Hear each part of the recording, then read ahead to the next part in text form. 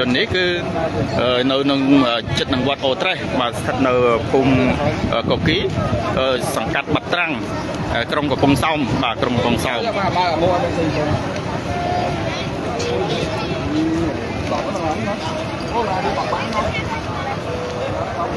បាទសូមចូលរួមសោកស្ដាយផងបងប្អូនប្រិមិត្តយើងបាទសោកស្ដាយដល់ចំនួនម្ចាស់រថយន្តផងបាទបាទឆេះអស់លេងទៅភ្លើងនៅមានភ្លើងបាទនៅមានភ្លើងងើឆ្ងល់មែនតើដែរបាទ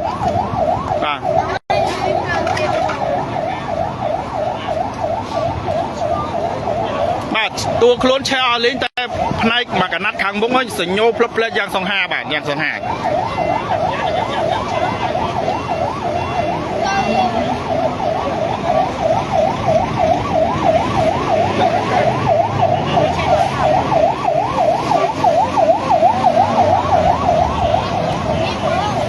ជួយសៀផងបងប្អូនយើងដើម្បីឲ្យមានការប្រុងប្រយ័ត្នបាទ